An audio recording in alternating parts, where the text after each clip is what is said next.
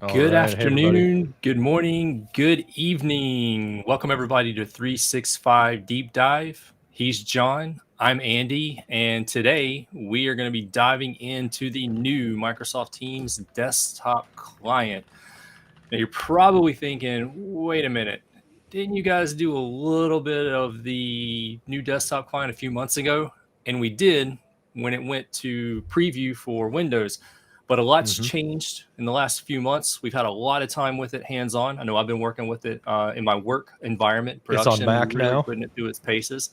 Um, but also the Mac OS client rolled out recently, so had a chance to hmm get hands on with that.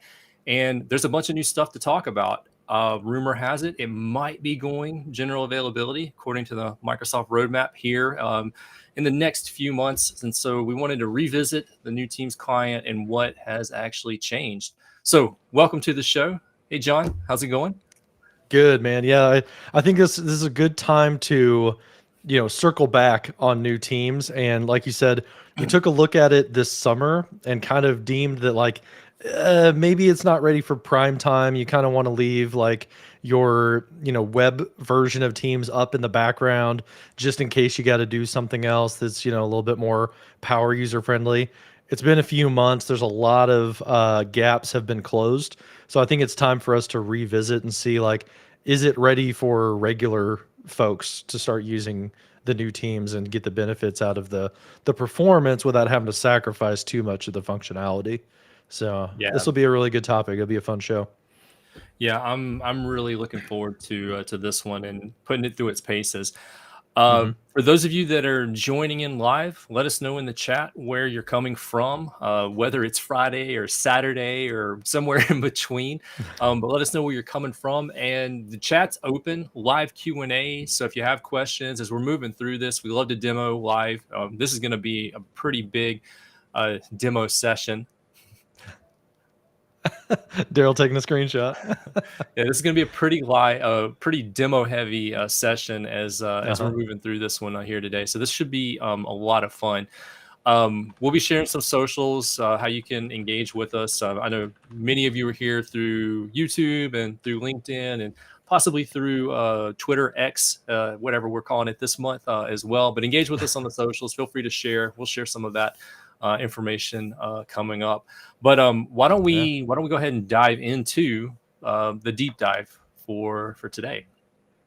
Yeah, sounds good. You want to bring up your screen and kind of show I think we wanted to start with the announcement or the documentation of what can we expect with the new Microsoft Teams as it is today, documented by Microsoft, kind of validate some of those features, show off how they work in the new Teams, and then circle back into some of the gaps and are they big enough gaps to warrant waiting still, or for the most part, are we kind of that's kind of a niche use case, so we don't really need to worry too much about that yet. So we'll go ahead and bring your screen on, Andy.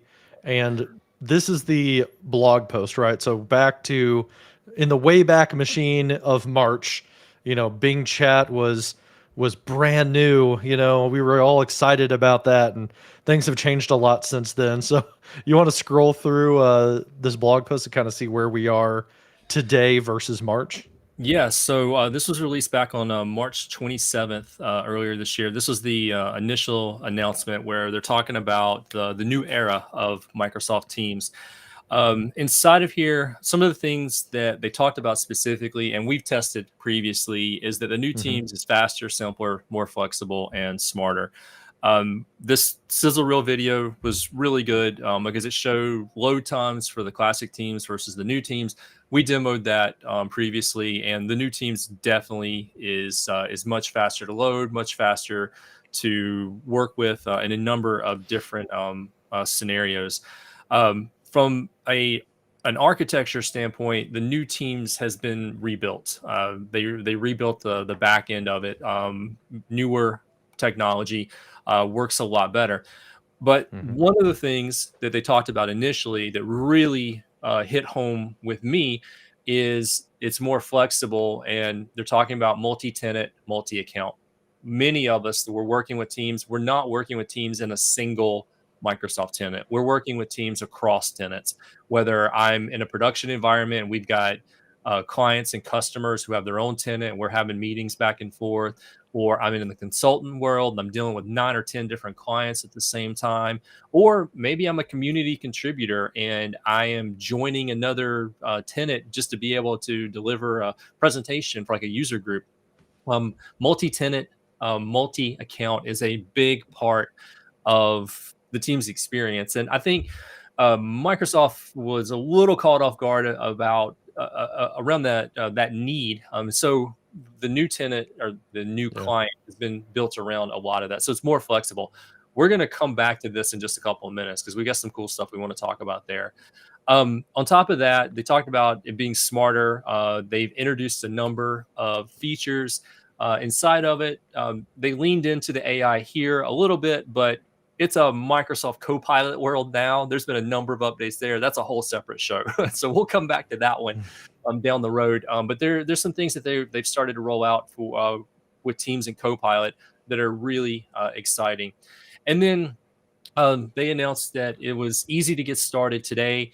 Depending on at the time, if you were in a Windows environment, you could update, and if you were in the public preview early access program, how easy it was to enable it. Now, when we did this previously, we had to enable a policy in the admin center, and then from there, we were able to get it to start showing up for our preview users.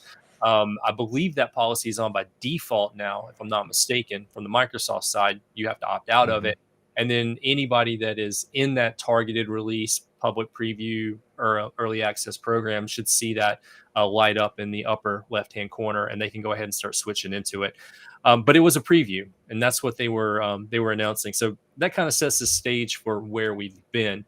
Now, the next thing I want to bring up is the new Microsoft Teams desktop client article. This is in learn.microsoft.com. It was updated fairly recently.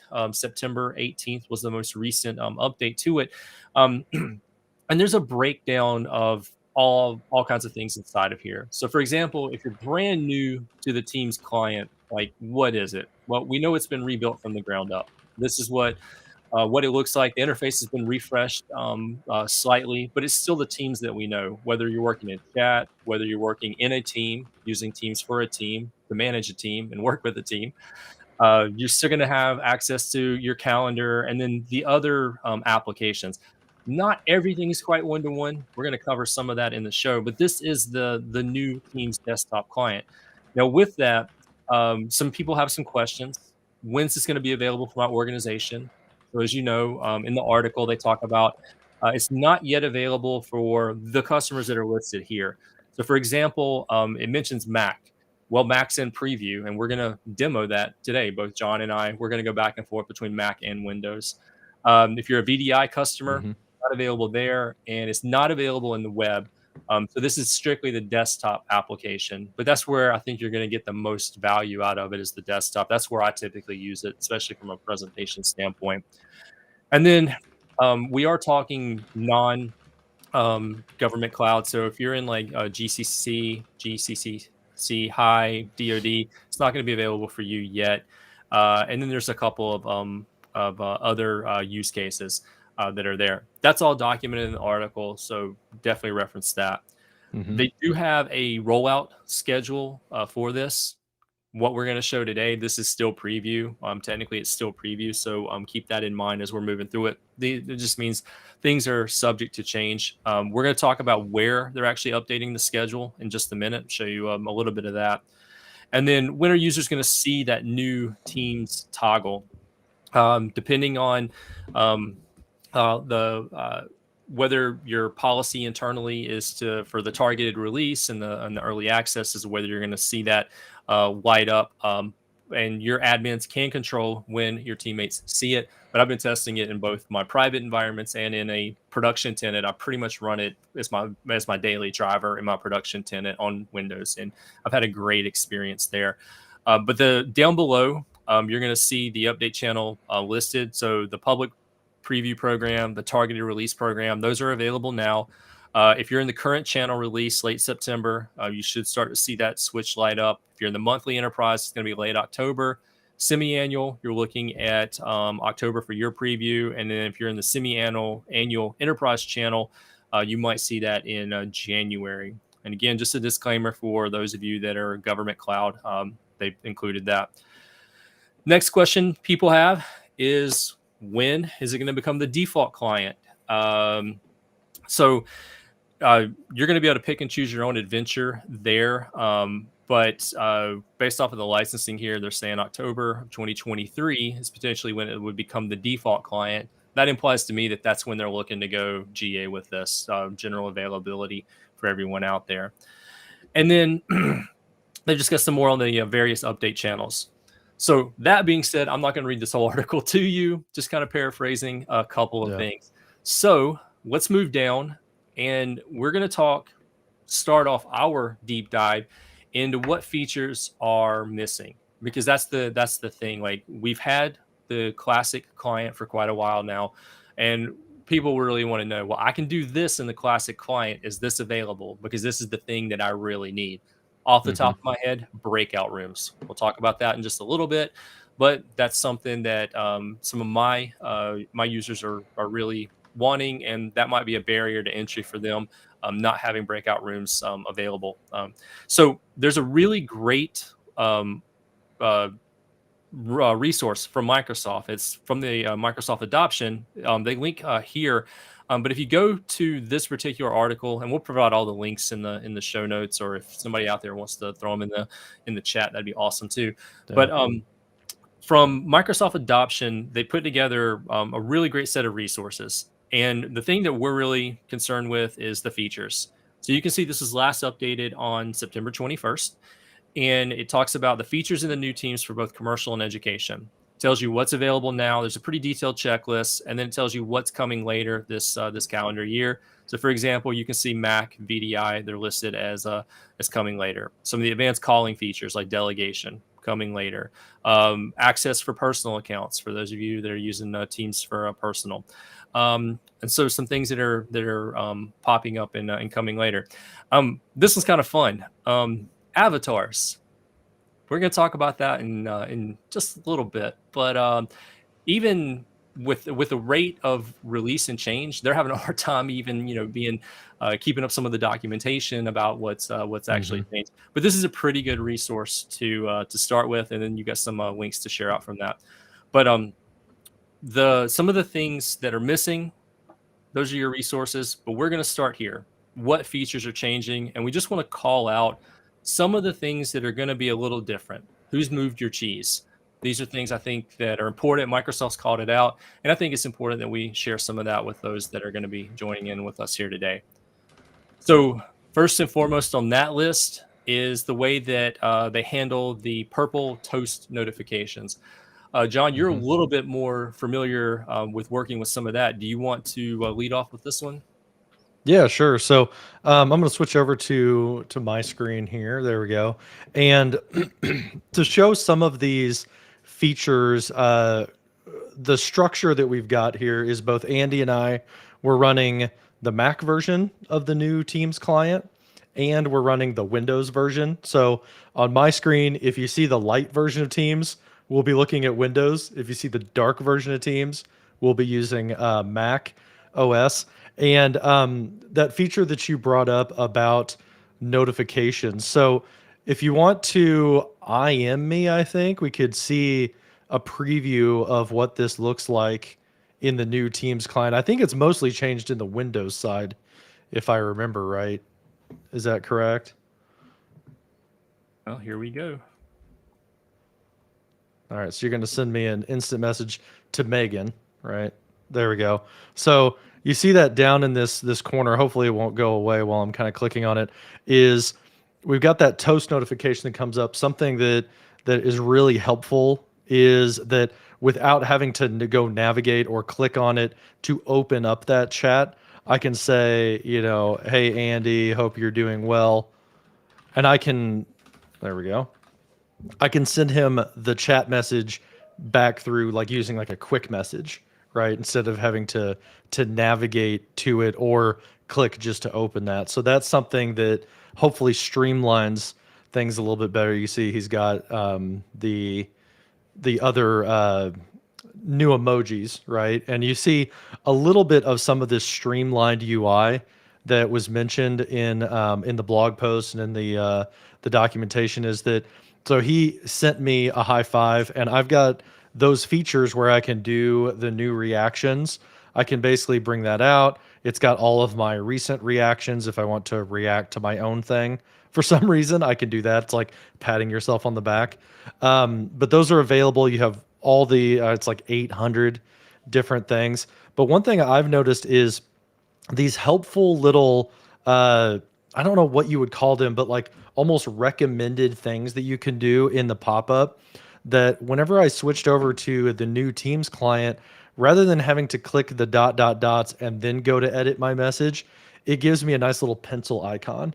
And I've noticed whenever we get into meetings and you're in a meeting chat where you have the ability to like reply to a specific message, you can, it comes up with that. It's kind of contextually aware where this is my message, so I can edit that message. Andy's message, I can reply to him specifically, so it knows to give me the reply button because that's likely the button that I would want to use. So I can do that, and I can send him this picture if I want to. So that's a couple of the little chat nuances that we've got. And what we want to do as far as like figuring out what's available, what's not available, the difference between Mac and Windows is Andy set up a team for us this morning called the new Microsoft Teams 365 Deep Dive. And we created a Microsoft list, kind of, using the tools that are available at our disposal. And we've been putting in some ideas for what we want to check out. And then we can mark if they're available on Windows or Mac.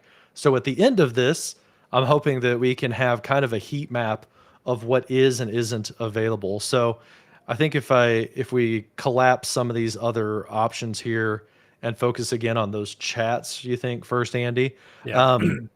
We talked a little bit about some of the fun stuff like the emojis and things like that. You saw that GIFs are available, stickers are available as well. And they're all they've been collapsed under a single button now. So now whenever you open this up, this is kind of similar to how like Discord does it, where you have the ability to do emojis, GIFs, or stickers.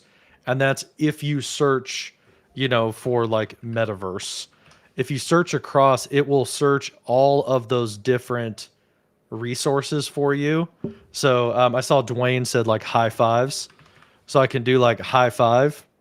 And then it gives me, there's an emoji for that. There's a sticker for it. And there's a whole bunch of GIFs for it as well. So I can, get, I guess, a streamlined fun stuff is what they used to call this. It streamlines it a little bit.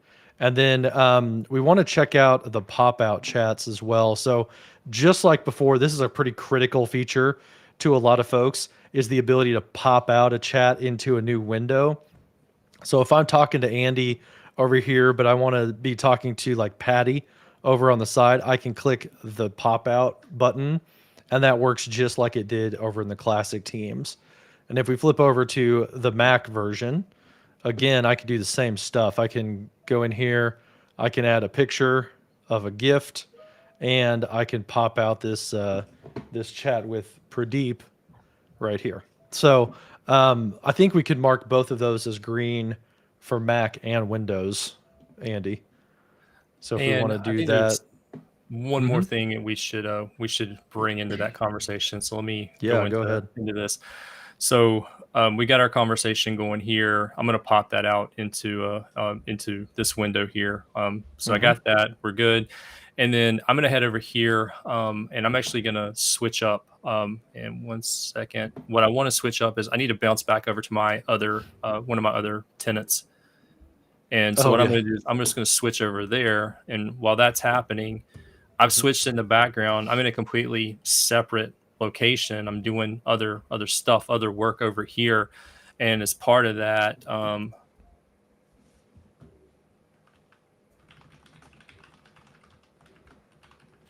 just going to send a message. And I've sent that message to John in Contoso. but I'm Andy in Andy's tenant going over here and looking for something Oh yeah. completely So the pop completely out different. chat is tied to the identity that you popped it out from, but you're able to switch that main window using multi-tenant, multi-account and still maintain that chat that you had going in that window, kind of like the Skypey version of having individual chat windows. Yeah. Right. So I'm two places at the same time.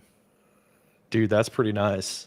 I didn't realize that because I don't use pop out chats a whole lot, but I think I might use pop out chats a lot more now because you can maintain that connection. You can maintain that conversation while you're doing Nice. something completely Okay. different, and I'm a big fan of that. And I can Awesome. switch back. I think that's definitely something that we want to keep in mind. Yep. So we'll circle back on that a couple of times. There's one more thing I want to address here.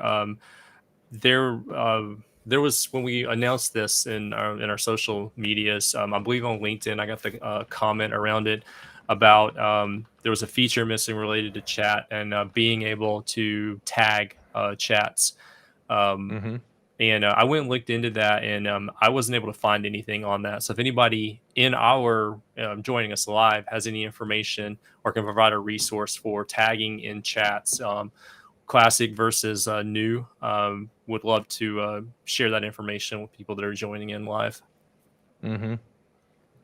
Yeah. So to bring something on screen, Daryl is connecting the dots here. That means that yes, you can reply to like an external client chat as your guest account instead of your external account. So you have like more control over like, okay, I want to live in my home tenant, but reply to this external message, or be able to chat with that person so that I kind of have more control over like the rest of teams that I'm seeing. Yep. So yeah, to close the loop on that. And I think that leads into one other thing. So I'm gonna I'm on the Mac client, so I'm demoing that. I'm gonna switch back to Hmm. my Andy environment. So I'm over there. I'm in my Andy environment, and I'm doing something else. Hmm. You want to send me a message to the Contoso user on the other Yeah, side. yeah, definitely. So I'm over here. I'm working. I've got my process and my things, and those things are happening. I just heard a ding. I know that's actually coming from my Windows device. But what I wanted to call out is while I'm actually over here working, and I received that notification, I should be seeing an activity notification pop up over here shortly, and that's just going to tell me, hey, something happened on the other side. Something happened in the other tenant. This notification is cross tenant, multi account, Hmm. MTMA. So it's going to cross tenant. So it'll tell me when activity is happening. So I don't have to manually follow up throughout the day. It's going to give me that indication that something happened, and then I'm going to be able to quickly switch and keep track. That's been one of the biggest challenges I think with multi-tenant, multi account is, well, I'm over here working. Let me make sure I switch back over to this other one and manually check and see like the messages and things that are coming through so that I don't miss anything from people that are talking to me from their home field versus like where Hmm. I have to be working. You want to show your Windows device? Because I heard it ding twice Yeah. over on the Windows side. Like it dinged whenever I sent like, Andy, can you hear me? And then it dings again whenever I did a reaction to one of your things. And So let that me whenever you're in the other tenant, you'll see those stack up underneath that notification yeah. that he So showed in the top corner. I'm on the Windows side now if you want to send that one back over. Oh, yeah, okay. Yeah, the reason you heard it is because I was in the Contoso on the Windows side, so it was like I was actually there. So we'll send it back over here.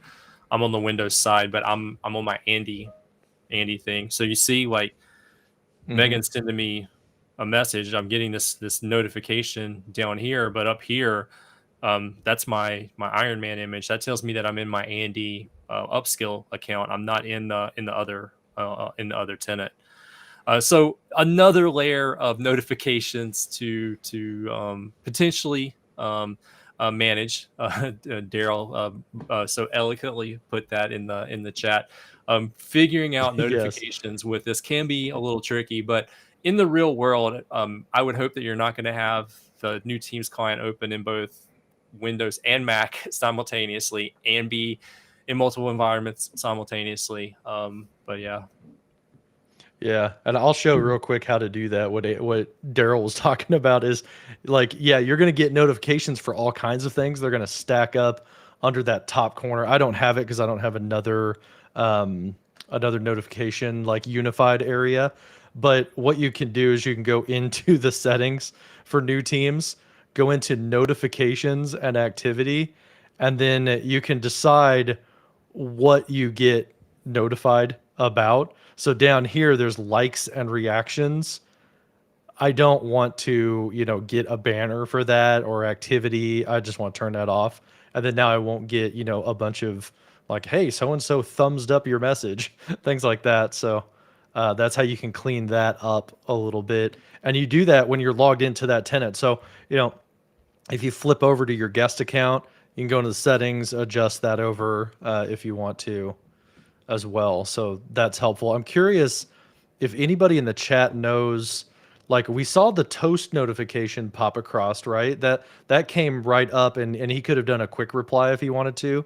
But I noticed that the bell icon didn't update for you, Andy. Does anybody know if there's like a polling that happens, so that like after 5 minutes you would have seen that as a bell notification? I don't know that I've tried it in real time before, but it doesn't seem like it was happening immediately like a push. Yeah, I noticed that as well. It came through the desktop notification. I should point out that this particular Windows environment is non-customized. The only thing that I've done is Mhm. install apps here. I haven't made any changes to the system notifications. I haven't made any changes to the Teams client other than logging in with the accounts. I wanted to keep it as bare bones as possible for this particular Windows environment. Mhm. Yeah, so that'll be something to watch out for. Maybe we can figure out a way to understand like how long does it take for that polling to happen. Dwayne says it takes a few minutes Yeah. in his experience. Yeah, I can't say that I've noticed because I just work day to day, right? And I'll just notice every once in a while that, oh, I've got like 26 notifications from the Microsoft environment, something like that. Yeah. So So let's continue down some of the features that are changing. yeah. The notifications and the overlap with the chat. I think that's really important. So now we know a couple of nuances there. Hmm. Um, on the article from Microsoft, there's next up is the wikis. In the classic team clients, you could add a wiki to a channel. Now in the new one, you'll no longer see the wiki. You're going to be using the Notes app Hmm. instead, and that's going to bring in a OneNote notebook into that experience.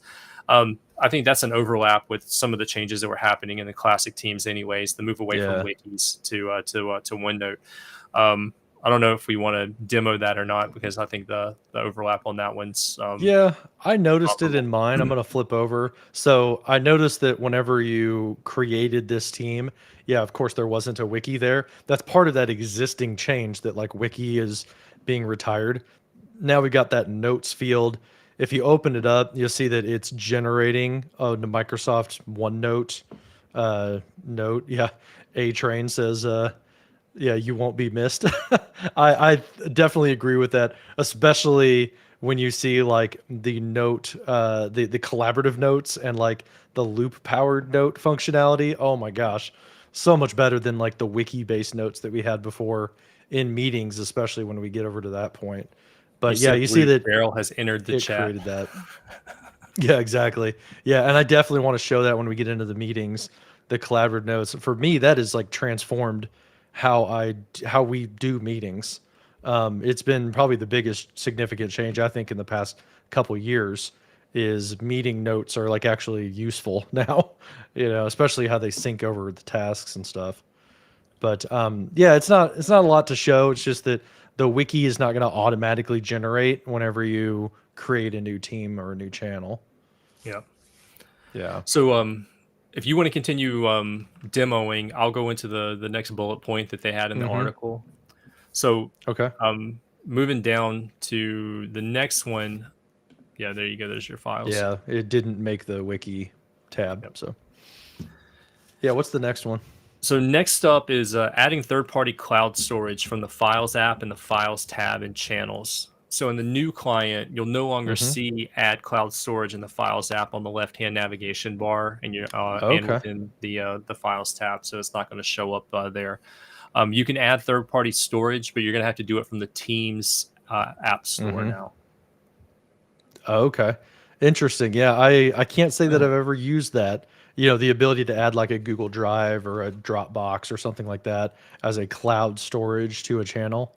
So you're saying that you would do that as an app Yep. up here as like a tab? Okay, so let's see, like, Well, it's saying what can I do it's actually saying from box? the Teams app store. Yeah. Oh, okay. Well, but this is what this is going to do is it's going to add the tab in the background. It's got to install that app into my Teams environment, Yeah. right? So I could add the box tab and it will be its own little area inside. I don't want to link a box. I don't have a box account. But yeah, now instead of it being in the files tab, it'll be its own kind of top level tab. Will you go to the apps on the left-hand nav bar?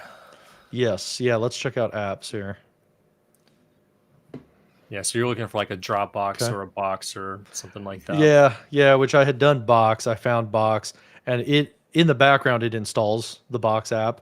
So I've got that available now to me. Of course, I'm not logged into it or anything like that, but that adds a little application on the side Yeah. instead of it being kind of mixed in with your SharePoint files like it was before.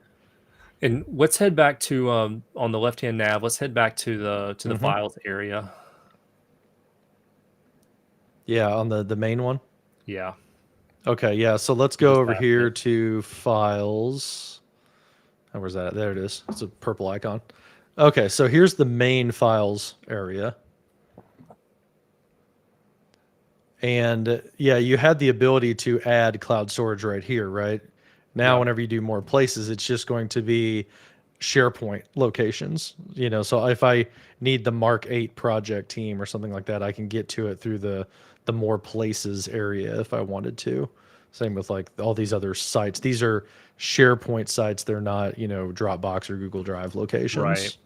So, yeah. From the perspective of an organization that doesn't allow third-party storage, like we work primarily with Microsoft Cloud Storage, Hmm. um, being able to remove that from like the files area just minimizes some of the questions that we might have from teammates. Well, can I add a Dropbox? That's outside of our Hmm. enterprise security and compliance. So no, we don't want you to do that. And so now that's just going to minimize those questions coming to us. But I could also see Hmm. from the other perspective, I'm a consultant and I have a client and, we use Google Drive. It's going to be, a couple extra steps for me to implement something like that in my team's client so that Hmm. I can reference that. It's still possible. It's just, it's a couple of extra clicks to get to the same location. Hmm. Yeah. Back on the wiki subject, there was a, kind of, hey, I really like this for onboarding new members. It's like The And Walking Dead. You can't get rid of the wiki. yeah, Daryl brought up a good point that I think, if you're using it for onboarding, what you may look at doing is a SharePoint page instead. And you can do that attached to your Microsoft team. So that could be, a really helpful thing is you could add a page. Like if I go to SharePoint, I could add a SharePoint page that I create for onboarding. And what's nice about that is you can use like these rich web parts, so if you want a video welcome message, things like that, or some live like PowerPoint viewers and stuff, you could get that from those SharePoint pages as well. So that might kind of help. You could call that tab like start here or something like that, and maybe link to that instead of a wiki that you were doing before. So I just wanted to point that out because that's kind of a nice hack. And one more really good one from Dwayne. Search in OneNote versus no search in Wiki. So yet That's a good just point. another reason to take advantage of the notes feature there. Hmm. Yeah, you can click the search right here. You can search across either sections or pages to try to find things, and you didn't have that ability before with the Yeah. wiki. I think with the wiki, you might have been having to use like the top level search to get what you needed back then. All right. We're gonna So head yeah. back to chat for the next two bullet points. Okay. Yeah. Um, and these kind of coincide or overlap with one another a little bit. So, Mm-hmm. from the things that have changed in Classic Teams client, when you were in a one-to-one chat, you could look up the organizational chart for the person you were communicating with. Mm-hmm. Also, you were able in the one-to-one chat to look up LinkedIn for that person. So if they had their Mm-hmm. LinkedIn profile connected, you would be able to see that. And what's actually changed on this is that it's not a specific call out in the interface or in the chat, like along the top. What you do now is you actually go to the person's avatar. So whoever you're communicating Yeah. with, go to their avatar, their profile photo, and then when Uh-huh. you the card pops up, then you would be able within that card to navigate to their organizational chart or their Mm-hmm. LinkedIn profile. Yeah. I was trying to show that it flipped over to another account entirely. Mm. In the old Teams, yeah, you had a tab up here at the top for organizational chart. Now what you'll want to do is you'll want to get that from the person card, which if I just mouse over Pradeep here, I can do the org chart. I can see his LinkedIn, or if I click on his face right here, then it will bring up the larger version of that. I can see who he reports to, all of that type of stuff for Yeah. like possible matches. If I show organization, there's Pradeep to Nestor to Patty. So that's how you get to those in the new Teams era. So there's, I oh, like there you go, accountant at Contoso. the people card. I liked everything Uh being huh. under one area. Like when it comes to like trying to find out more information about someone, I that's just super handy, especially in a larger Mm-hmm. organization where I might not work with people directly all the time. Just being able to go here, have the small card pop up, get some of that info, and then go into the larger experience. I find that to be really helpful. And then bringing in the Mm-hmm. org chart as well as LinkedIn if they want it. That's a nice update. Yeah. The nice bonus too, if you use this like people card, getting used to using that, it's kind of second nature for me because the other thing it tells me is the time zone the person's in. Yep. And in my organization, most people are either Eastern or they're in London or something. I can see what time it is and where they're at. Yep. So I'm used to using that already. Now the org chart is just right there, one click away. So, All right, let's keep moving forward. So next up, in mhm. the Classic Teams client, when adding a document library, that experience has changed in the new Teams client. So I'm in a Okay. team, I'm in a channel, and I want to bring in a document library. Hmm. We would tab it in along the top. What's going to be different now is that there's not a standalone app for that. Everything's consolidated under one SharePoint app. Previously, you had a SharePoint document library app, you had a SharePoint app, there was a separate list app. There were a couple of different versions of that. The Hmm. new experience has updated that a little bit, and I'll drive Yeah, over you to want to demo this that one. one? Okay. Cool. I've added the So org chart thing to our list yeah. for tracking. So like I'm just gonna head in, and you can see there the bell notification finally came in for me. That there was a message over there, so it looks like it was just a couple of minutes, like Dwayne said. So let's switch Hmm. back into our Contoso environment, and then I'm gonna head into one of the teams that we've created. We'll go into one of the channels here, and then along the top, we're gonna look to add a tab, and Hmm. let's just see all. And you see now there's one consolidated SharePoint app in here. So when we select this one, you're going to get a lot of options underneath it. So I'm just waiting on it to load. So now when we go in, uh, it's asking me where this content exists. So the default is the current team that I'm in, but I could select any SharePoint site. So I could broaden this provided I have permissions and access to it. And then Hmm. down here, you see it says paste a link to the SharePoint page list or the document library. So it really is a Swiss Army knife for SharePoint. I'm going to go back to the default here. Underneath recommended, it's going to pull out things like the default document library, some of the default pages that are created there. But you have an entire section for just pages. So your site pages library is surfaced much easier. I really like that. I've surfaced a lot of site pages in the work that I do. Your SharePoint / Microsoft list are surfaced a lot easier. And then any document libraries that you've created in there are also surfaced a lot easier. So truly one-stop shop for all of this. And it's just a matter of selecting the thing, choosing whether you want to post about it, saving it, and then it tabs in. And the tab experience here is pretty fast. I remember it was a little slower in the classic Teams client, but now I've brought in that entire library pretty much in its fidelity that I would experience if I were in the web browser, and I would be able to work with just about the same experience from there. So that's the new experience when it comes to tabbing in from SharePoint. If I had one piece of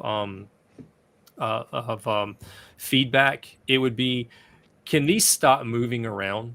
Can they pick a spot and just stay there, please? 'Cause Yeah. when I did this a minute ago, SharePoint was down here. Now I've opened it up and SharePoint's up here. Just put them in alphabetical order and leave them, please. That's my feedback. It's a moving target every time I open that up. I know. I usually just have to open it up and search for what what I want. Like you saw me earlier, I searched for SharePoint and it offered it up. Yeah. I'm with you on that. Like I don't know, like is it some kind of intelligent way that they're demoing it or something like that? Or yeah, Daryl says like maybe it's mostly used apps or something, like most recent Recently, apps. yeah. If it I is, d- just give yeah, me a heads up. I'd love to know. I say personally, I would recently prefer used. alphabetical. That's just the way my head works on this. Well, if it's recent, that's great. But I feel like every time I open it, it's a little different. So Mm-hmm. this is the Windows client. Let me actually go over to my Mac. Same thing. So I'm just going to show on the Mac side because we're just trying to give multiple perspectives. Same Mm-hmm. channel. And then we'll go in, and from here we'll add, see, same experience, see all. And then now SharePoint's in the lower left-hand corner. like, so we'll just tab in. You see it's going to be pretty much the same experience that we just saw. I really like that it's the same across both platforms there. Mm-hmm. Yeah. So I'll steal the screen again real quick and kind of go to the next thing on the list, which is the activity tab in chats. That's no longer available. So if you remember back in the classic version of Teams, you had the activity where it would show like the different like what word am I looking for? The different like things that the person has done, like they've shared this file with you, the chat things. There's a similar kind of thing available in the Teams area of Microsoft Teams. So if I go into Teams and I'm in the 365 deep dive team, you might have noticed this new kind of like details area for like channel details. This goes to my friend Jason, who was saying something about like I hope it uses my ultra wide monitor a little bit better, so you can see like all this like white space on both sides inside of the channel area, at least right now. I don't know, coming to chat TBD, but in channels you can open up that detail. It slides it over a little bit. That white space got smaller, and not only do you have like the information about like who's in the channel and what the description is, but down here at the bottom, those updates where you can see all, that's the equivalent of like that activity kind of feed. So I can see that like something was changed, somebody was added to the team, all of that. You get like kind of a stream of updates that way. I don't know, Andy, if you use that very much, but I kind of in my actual like EY work, I leave this detailed pane open all the time because I like using that extra space. It's a little bit feels a little bit Yammer community ish to me, where I can see like at a glance how many people are in the channel and stuff. I'm But still I wanted to working the show muscle that. memory in for that, remembering to use it. But I do use it heavily in like SharePoint. Mm-hmm. So if I'm in like a document library, I just open up the details pane automatically without selecting a document because Yeah. it shows like what's happened, what's changed in there recently.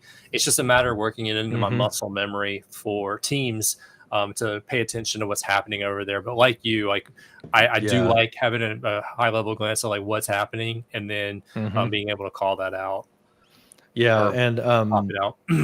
Daryl had a really good point here that that description field that pops up, that's a good place that you could, edit that description, and you could change that description to kind of say like, oh, this channel is used for this thing or for that thing. I think it's under, yeah, here it is. So Yeah. use this question, or use this channel, if I can type, channel for questions about adoption. So that's another thing, like onboarding users. It kind of like gives them little hints about what to do where. There you go. It's part of that description field now Yeah. on the side. That's a good idea, Daryl. I like that. So, oh yeah, and Dwayne mentioned something. That's where your pinned messages would go. So, like if I'm in the, I don't know. Let's see if we can find. Okay, there's a bunch of chats in here. If Miriam, if I want to pin that conversation, go ahead and pin it. Then it shows up right here under pinned. And then I can do that to another one. I can pin multiple conversations now. And you see like the little green thumbtack, they're under that channel details area. So you can kind of see like it's almost like a README file, right? Or something like that in GitHub, where it's like, hey, read these first. You can pin those. Now go to chat and pin Mm-hmm. in chat. Okay. Yeah. So if I want to pin this, like, we're getting our notes, be right back. So I can see that I pinned a message and it's stuck up here at the top notification area, and I can unpin or I can view it. If I go up and want to pin this one, then it wants to replace it. So in chat, you can only have one thing pinned. In channels, you can do multiples. And I'm going to grab it for a second because I want to show the Yeah, man. comparison. So we saw John pin that over there. This is what I'm seeing on my end. So it's telling me as part of the activity in this chat that Megan Bowen has pinned something, and I do see that pinned thing up at the top. I'm seeing that on the Windows side, and we'll head over here to the Mac version as well, and we'll head into the chat. And you see, I'm getting the exact same messaging over there, and I'm seeing the high five. Now I'm going to hijack it, and I'm going to try and pin something of my own up there. So we'll take this one, and we're going to pin it. So I'm going to replace the currently pinned message. That's going to replace it over there. And you can go and see down here, Andy's updated that, and heading back over to the Windows side, it should have done that. But what I want to see now is bringing John back over to the screen. If it's updating and we're actually seeing the same thing along the top. Yeah, I saw that live. We ran into a few weeks back in some of our testing, we ran into some nuances with that about the pinning and it not necessarily showing up for everybody on the Windows side of things. When we were pinning inside of a specific group chat that we had, there were a few of us in there. So it looks like some of that's been worked out. Yeah, that's good. You definitely want that to stay in sync, for sure. A-Train had an interesting question that was, does anybody know if the new channel post types are coming over into the new team? So like, whenever you go in here and you start a new post, what you can do is you can make it an announcement, or you can make it a regular post type. I think Megan's not an owner, so she can't make an announcement type of post. Actually, she can. So post or announcement. I forgot where it was. So you can flip between those, but you can't make something into a question necessarily. So that is definitely a gap that would be nice. I think potentially what could help would be someday whenever Loop is available, maybe you would use some of those different types of assets or those types of posts. Maybe you could use a Loop component in those types of things. I know I've done that in the one-on-one chat where you got the Loop icon at the bottom right here. So say I wanted to do like question and answer, stuff like that. I could actually have a question and answer session based out of Loop by using the Q&A right here. And then I could go ahead and I could send that off in here. And then we could have a collaborative Q&A and kind of build an FAQ together. So that's one thing that you could do inside of a chat. But I agree, kind of getting into the mix of a Yammer or Viva Engage, world, it'd be nice if you could have something be a question and have like a correct answer inside of a channel itself, but not available yet, at least what I've seen. A Train. I don't know if there's anything on the roadmap that anybody shares in the chat for that.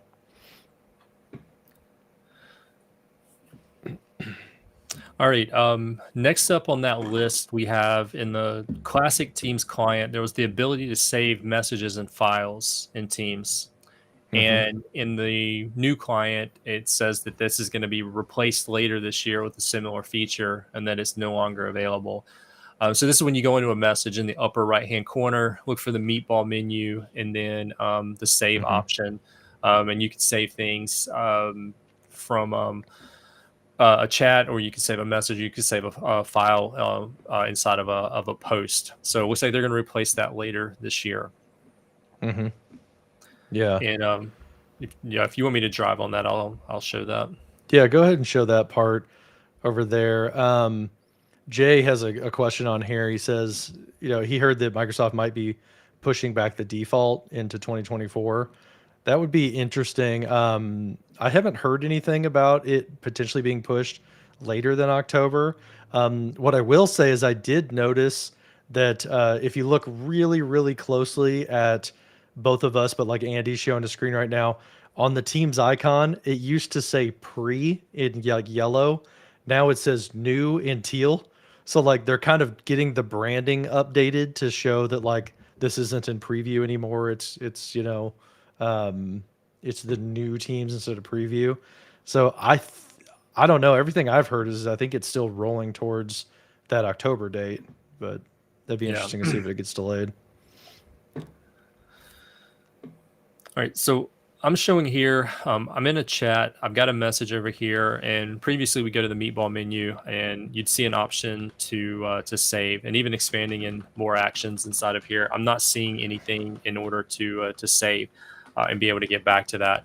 And then you would be able to go along the top, and there was, I believe, a section in here for saved, and you'd be able to see all the saved messages that you had. And if you went into a channel, you could do the same thing. You would see a save option up here as well. I would save stuff, but like the bookmark clients that I typically use, with the exception of one, when I saved things, they just went into the black hole, and I would never really follow up on them. Like the default reader on my web browser, I wouldn't never actually go back and use it. But I can tell you from a production environment standpoint, we discovered something that was, I guess, a bit of a bug or an error. In the classic Teams client, if you were to go and you were to save something, and you went into that save dialog, it would kind of show up over here. Imagine a picture, a list of things that I had saved over here. We have a retention policy on our chats, and the retention policy was for 30 days, and anything older than 30 days is supposed to be deleted per retention.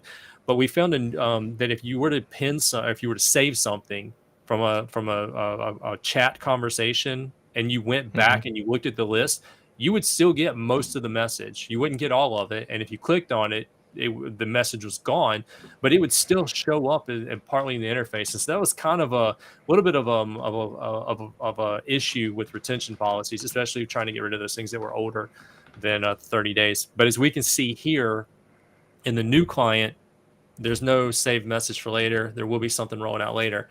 So again, a bit of feedback for our colleagues at Microsoft.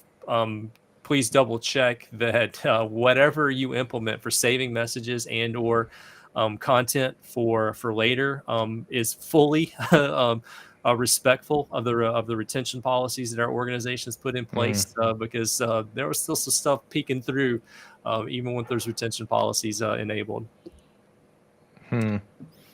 Yeah. Right. The next thing on the list here is about presence. And you used to have the ability in classic Teams where you could it was like subscribing to somebody's changes in their presence. So you would get an alert if somebody went from away to available, something like that.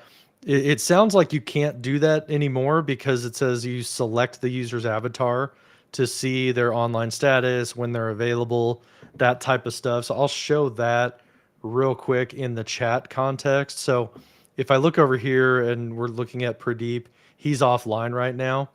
In the past, I would be able to like, get notified on him. Like, yeah, tag for updates is what it was called back in the day, but that's not available now in the new teams. Instead, what they're recommending is that if you mouse over the person and you get this like people card that pops up, it will say that they're offline. But here's the other detail is they're free all day, or it will say like busy until 8:30 or something like that. So that gives you an indicator of when they're available at the next time. And then as I mentioned before, you have that time zone thing to kind of understand like, oh, it's a different time for this person. Maybe that's why they're not offline or something like that. But yeah, it looks like you can't tag for updates like you used to be able to do. I guess micromanagers will be bummed out about that. I personally kind of like that going away because I don't know. I kind of just send me an instant message. This is a persistent chat client. If you want to ask me a question, you can send me a chat when I'm offline. I don't have to be green to get a message. So I kind of don't see a big deal, but I could see people who like if they're, in a more I need to know where people are type of environment, like in retail or something like that, maybe it's a bigger deal to them that you should be aware of. So, any thoughts about In that, Andy? I mean, in you work my in a environment, healthcare space, so availability is important.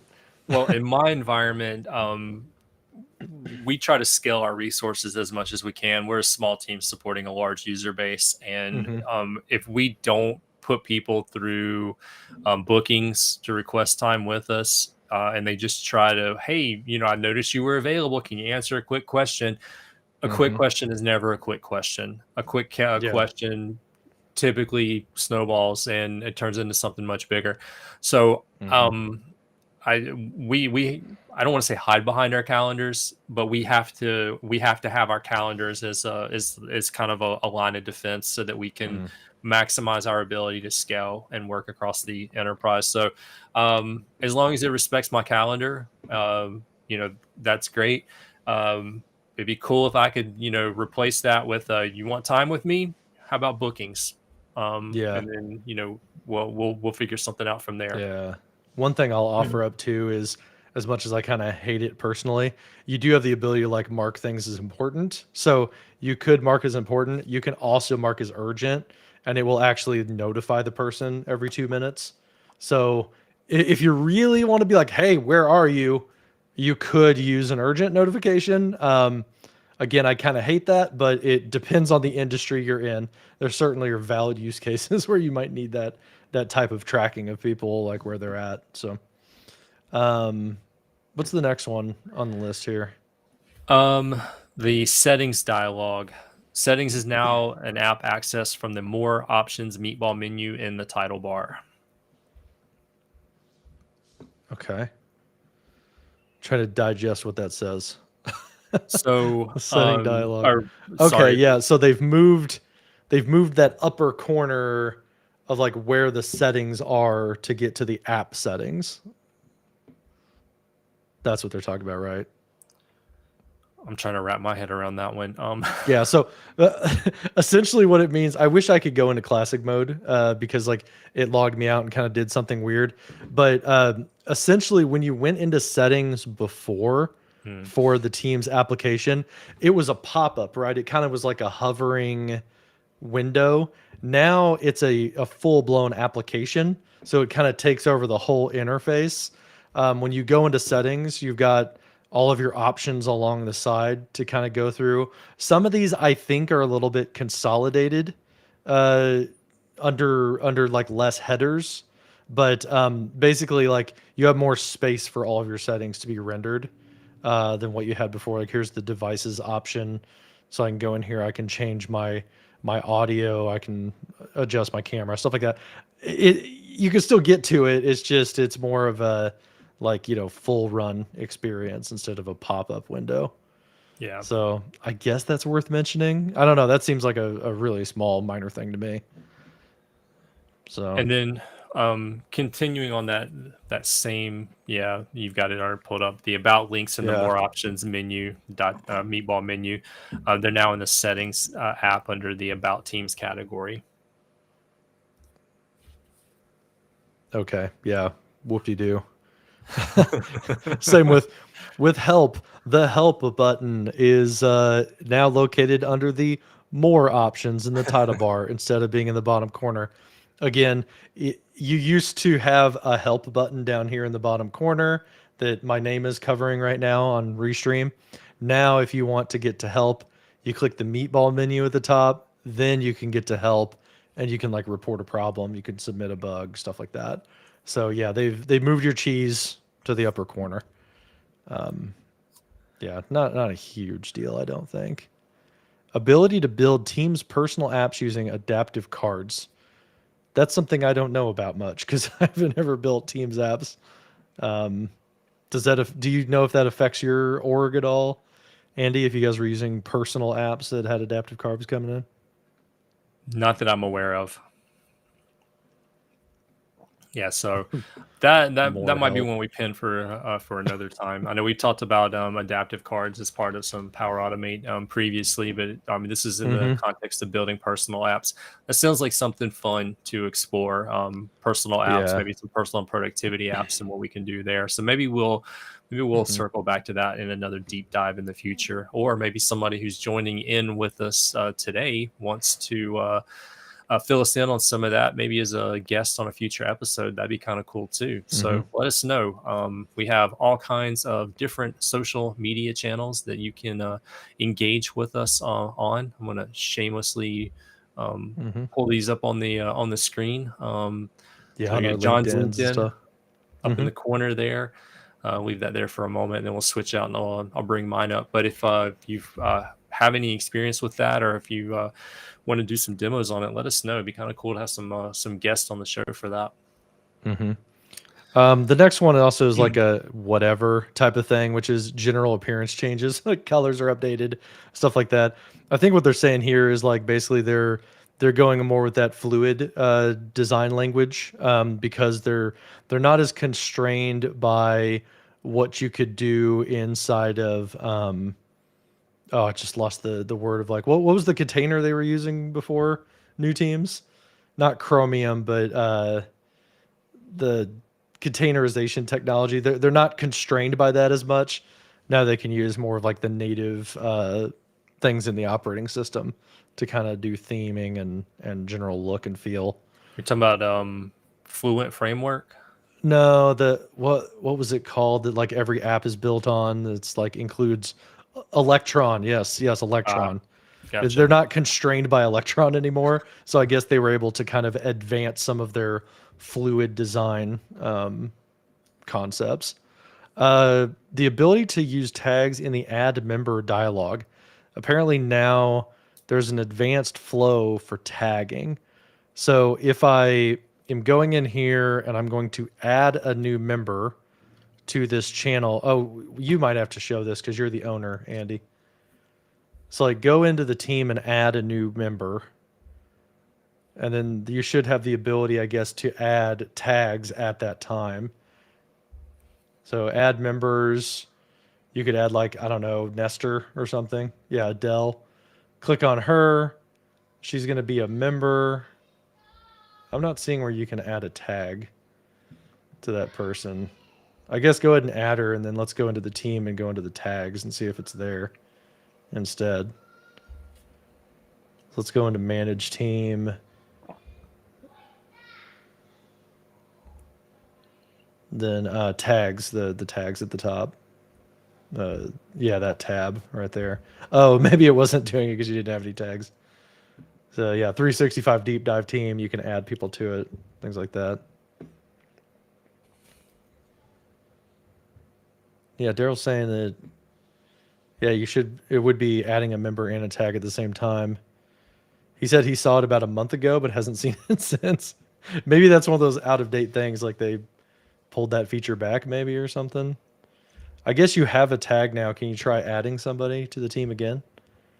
And now that there is a tag, does it offer to tag them? It's the dude Nestor, because he's not in it. No. Okay. Okay, yeah, Letitia's saying it was there last week, but now it's not there. Okay. There are a couple of different ways. I mean, like once you got the tags created, it looks like it's pretty straightforward to Yeah. add people to that. That's a change in workflow. That's because I'm used to creating the tags and then and managing here. I don't know. Mhm. I kind of like the workflow of here's this person, member, owner, here's the tag, and then kind of moving on. So I would have to like really play with this to um, see if the switch, the move over is really beneficial. Like, I mean, this is cool. Like right Mhm. here, here's this group. Let me go ahead, start a chat with them, and it automatically brings them in. That saves a little bit of time, but I gotta drill down Mhm. into that. So I have to play with that a little bit to really understand Interesting. if that's going to make sense for my workflow or not. Yeah. So the last thing in this list from the Microsoft document was that the org chart is in the person card, not in Yeah. Yeah. a tab by itself. So we already covered that. Yep. I think, would you like to move on to meetings and like create a meeting and start looking at like what's missing in the meeting experience? Well, Or do you I think we think should we have dive into one thing apps we need to more? cover before we get into that, and Okay. we're circling back on this. And Daryl specifically asked us as a call out to circle back on it. So I think now's a Mhm. good time to do that as we get into the meetings conversation. So the thing that Daryl wanted us to bring up, and I'll bring this back up into the chat so we can see it. So Hmm. one Okay. second, let me go ahead and grab that message. Um, So the time it takes to start up teams and be signed into those multiple accounts, I think that's a great call out, and I think we need to spend Mhm. a couple of minutes on multi-tenant, multi account, even beyond what we've done so far. So just quickly, I'll close out. Yeah, he's saying that it doesn't seem to be fast when you have multiple tenants and multiple accounts. All right, so closed out. We'll just double check right over here. We'll quit. So I'm logged out, bunch of different places. All right, hold on. I'm gonna start a stopwatch. All right, you let me know when you're ready. Ugh, new iPhone. Everybody Stopwatch just start clock. counting in the chat. Right. One, Okay, you two, ready? three. All right, you ready? Tell Ready. me when you click. And go. Okay. Real scientific.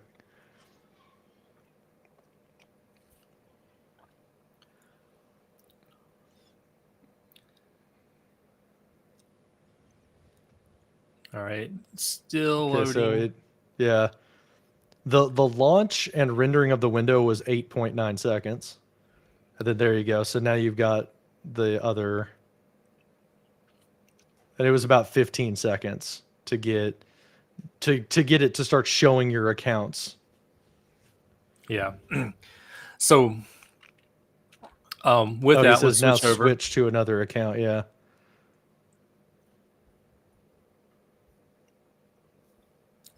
So into the other account. So let's switch Yeah, it to seems like the once it's logged in, it's nice and quick. But yeah, it kind of needs to build that account list. Is that what you're saying, Daryl?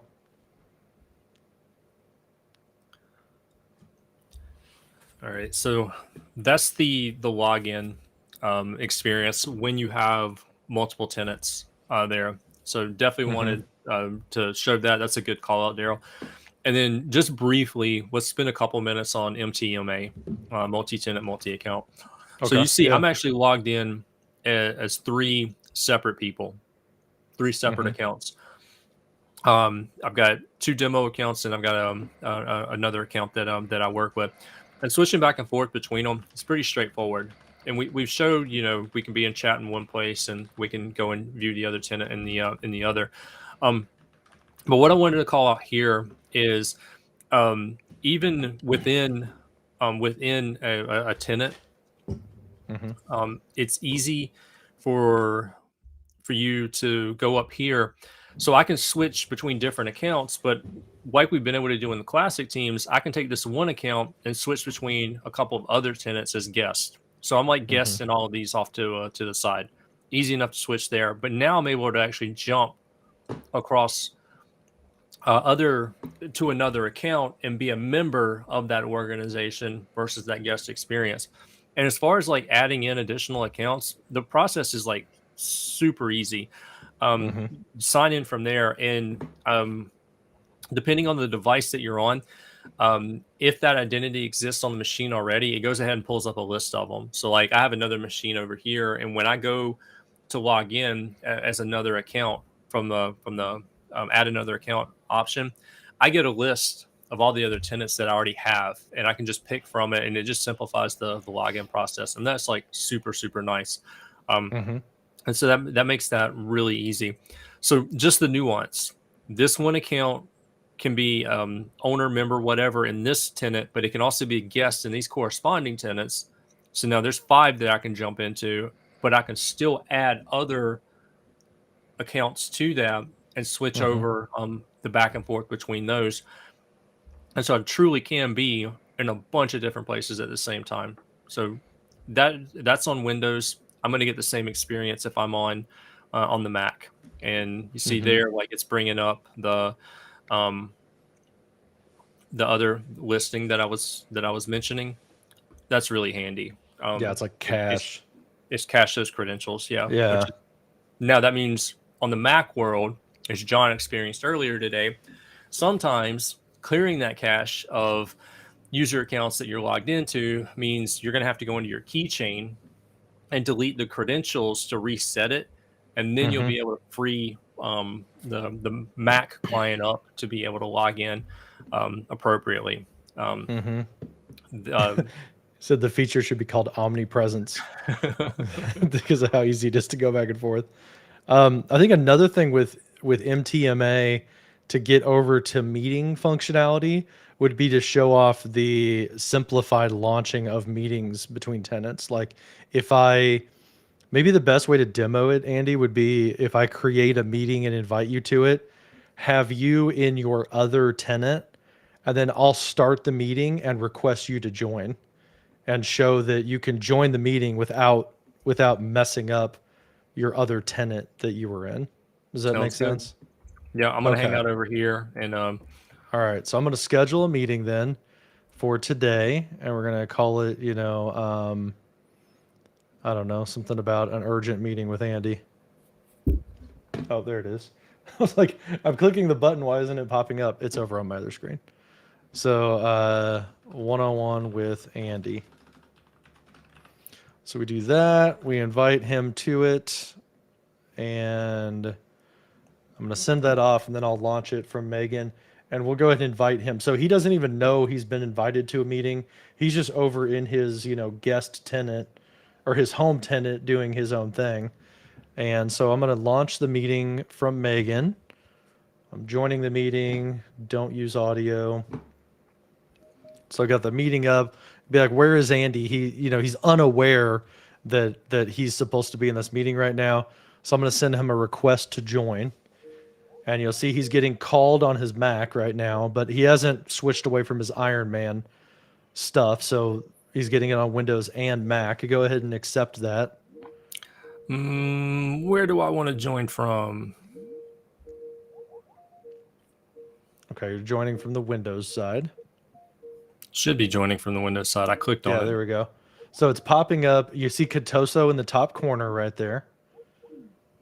And it's joined from that location. I can see now Andy's in the meeting.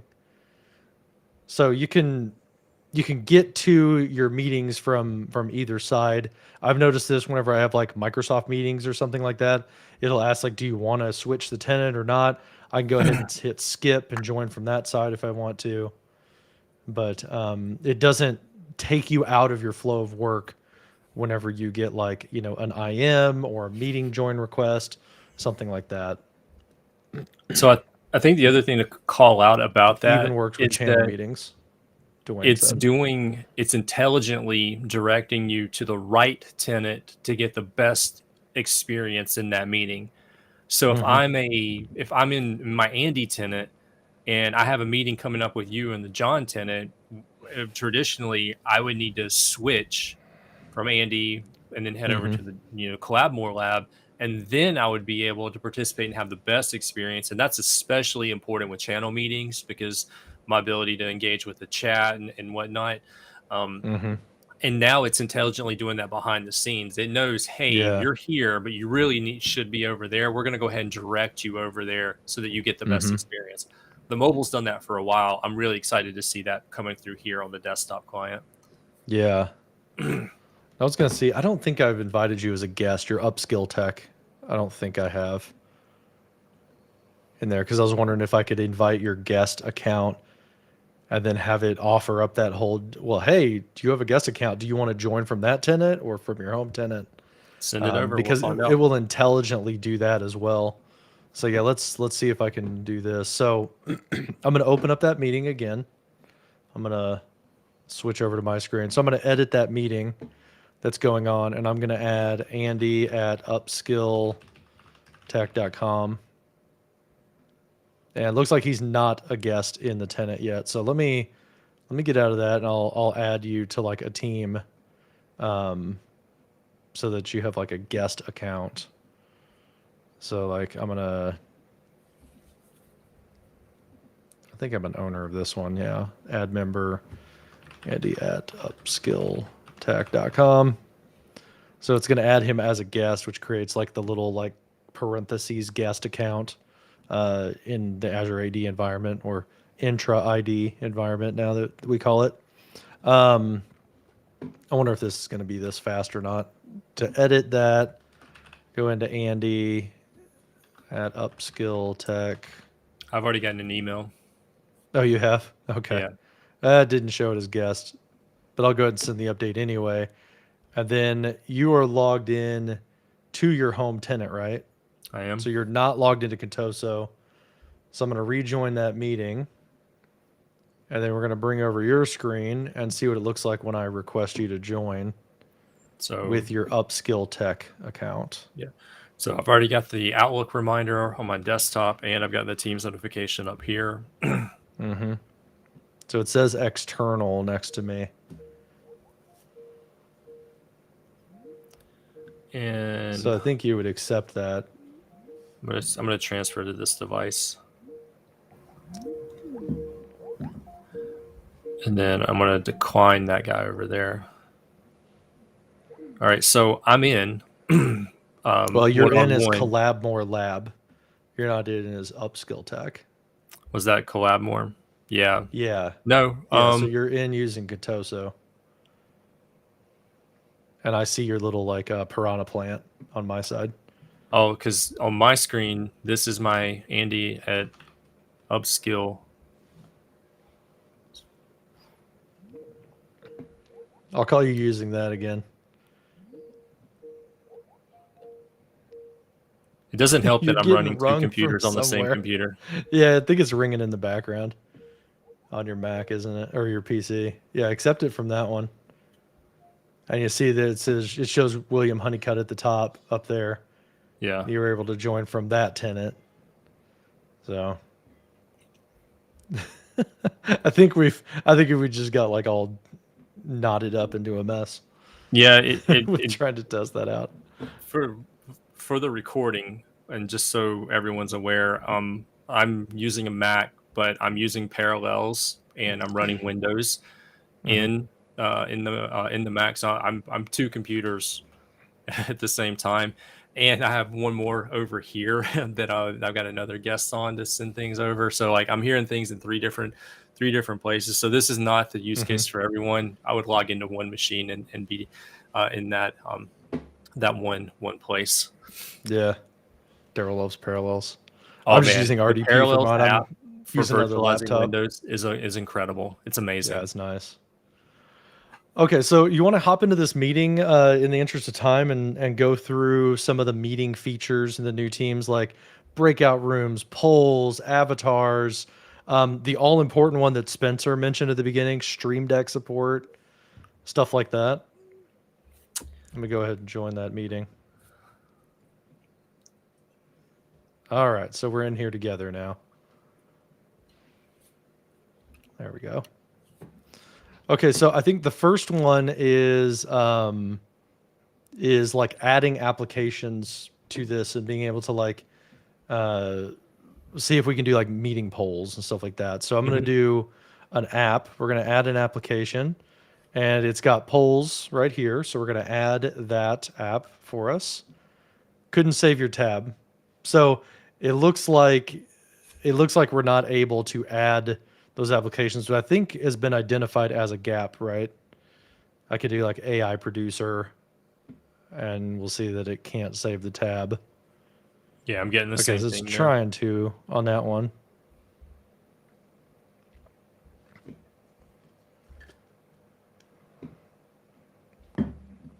Oh, it wants me to like consent on behalf of my organization. Whatever, it's a demo environment.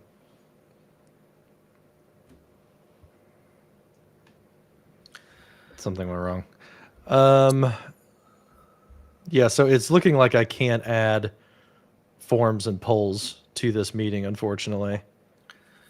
And there is the document, and I put this in the There we live go. stream chat for anybody that's joining in, of known issues specific to the Windows client, and apps does show up underneath there. You can't install or uninstall any app in Teams yet. Only apps installed in Classic Teams are going to show up.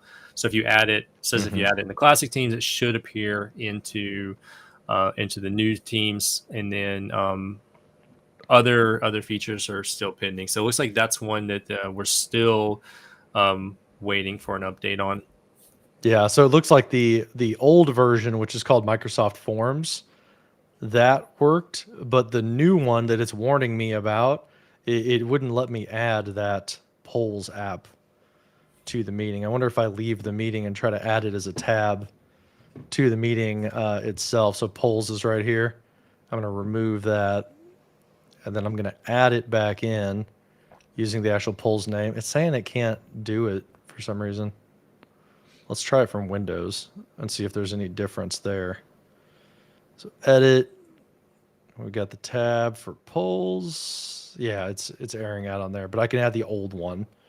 For breakout rooms, this was interesting is I was the organizer, but I didn't have the rooms icon, but I have a tab for rooms.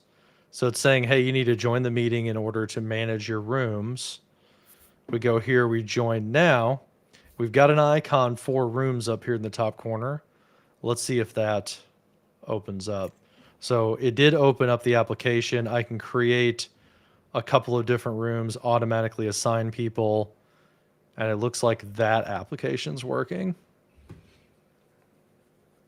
There we go. So I can go ahead and auto assign all these people. I can open the rooms, and it would yank Andy out of this meeting into the breakout room. So you'll see he's moving. So he's probably getting like a countdown timer on his side. Yep. That tells him, yeah, in 10 seconds, it's going to pop you out. So he's getting moved over to the breakout room. See, I'm by myself again. I see that Andy is in that breakout room. If I close it, or let's try sending an announcement. Testing 1, 2, 3. We send that in, and yes, it did send a message to that breakout room.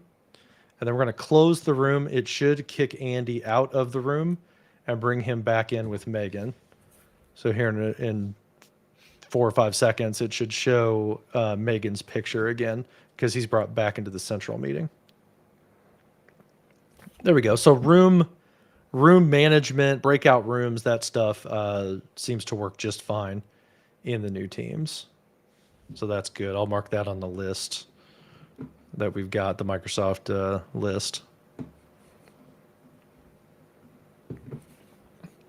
So I've been going through and updating these things on the list, like pop-out chats. Yes, that works on Windows. It works on Mac. The fun stuff, the org chart and the people card, that works in both platforms. The breakout rooms, I think we can say that works confidently. What do you think about polls, Andy? Should we mark that as a no since it wasn't the new meeting polls? Yeah, the functionality. new meeting pulse is the one that I'm looking for. So yeah. Yeah, I think that didn't work for us. What about NDI streaming, camera effects, and avatars? So the camera effects, we could probably show that fairly quickly in here. So I'm on my Mac. I'm going to go ahead and join that call from my Mac so I can use this camera here. So I'm going to transfer the call to this device, and we'll see right here that I'm going to turn on my camera. There's my camera. I'm going to do effects and avatars. So I can change the background. I can add a front filter onto it here. So it's going to add a custom filters application. And now I've got that thing going. I also can adjust brightness. So you see how I got a little bit brighter, and I can make myself soft focus. So it's looking like all of those camera effects do work. There we go. And there's Andy with all of his fancy stuff as well. So I think we can say that camera effects work, right? It was. I'm on the Windows side. Were you on the Mac side? I was on the Mac side, yes. Okay. Yep. So yeah, that checks both of them off. Okay, cool. And it's not only backgrounds, it's also those animations on the foreground, soft focus, the augmented lighting effects, that type of thing. What do you think? You want to do NDI first or avatars first? Let's do avatars. Okay, let's check out avatars. So we are in this meeting right now, and I have not created an avatar yet. So if I go down to effects and avatars, click on avatars, I haven't created one yet. So I'm going to go ahead and create an avatar in this meeting. And I'm on a Mac right now. Andy's probably doing it over on his side. Oh, there we go. There's the avatar thing. So we're going to make that a little bit bigger so you guys can see what I'm doing. And there we go. So let's find a guy with a beard. There we go. He's looking pretty woodsy today. So I can go through here. I can, change like skin tones, things like that. I can change the hairstyle, the color. I'm gonna go ahead and change my facial hair. Not quite as long. Make it a little bit lighter color, like that, and do some stuff. I'm gonna do the wardrobe and show that one of my favorite things now is the Clippy t-shirt. So I can do that now and change the color. So we're going to save that. Then I guess I can just close out of that. Now I have an avatar. I'm going to change over to my avatar. There we go. And if I wave, it does the animation. I can change the background of my avatar, do all of that. So looks good. Chef's kiss, avatars work. All Were right. you able to So do that on your side? interestingly Windows? enough, I'm on the Windows side of the house, and like I Yeah. was in the meeting a moment ago. There was Andy with the background, the animated background or whatever. Mm-hmm. When I was doing some testing last night, I was able to create an avatar on the Mac side, which is really really cool. Built it out, and like I'll show you. Yeah, so you're seeing what I'm seeing right now. Yeah. Like I'm gonna go in, like just turn on the camera, so camera's on, but Mm-hmm. as you were building yours, I kept switching to like, so I'm gonna just apply this. So there's nothing there. And then I'm gonna go into my avatar. But what I'm getting at is my avatar crashed twice while, or While I was demoing it that? crashed the Teams client on the Windows side twice while you were building your avatar. And Oh, it did really? it again. Yeah. Oh, okay. Well, let's see if that does it to me on my Windows device, because maybe it's a Parallels thing. Yeah. In the I know meantime, your I'm gonna go to the Parallels would Mac side and never do you I'm wrong. gonna join over there and see what happens. Okay. All right. So I'm gonna join from my PC over here, and I'm just gonna join as normal. There's Megan, and I'm on here with Andy. We're gonna go into effects and avatars. You'll see, so there's Andy from his Mac computer. I see his avatar. I'm going to select my avatar I built on my Mac. I'm going to change the background and we're going to apply it. And it's loading. Loading. There we go. Chef's kiss. It works. So yeah, maybe it was a U thing, and I'm doing mine on a Dell 5530, I think is what it is. So I'm doing it on a Dell like hardware Yeah. PC. So it might be So related to parallels. That's something to okay. maybe check out. But avatars All works right. I think on we the can Mac say side. yes. Yeah.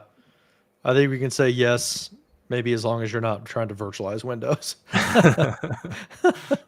So NDI streaming, that's the next thing on the list on here. So if I go over on my Mac, I don't think I have enabled streaming in this environment, have I? I do certain things. I got like cart captions, things like that. You know what? I don't think I have NDI turned on in this tenant, so I'm not sure if I'll be able to show that or not.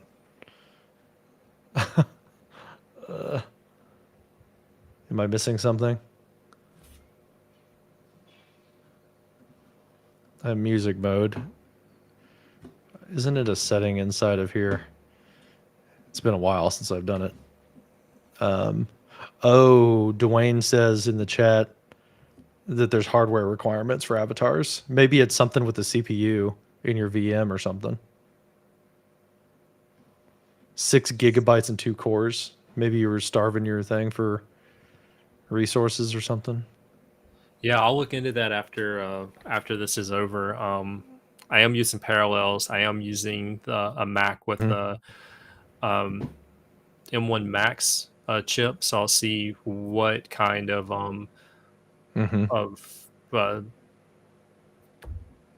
resources that I gave it.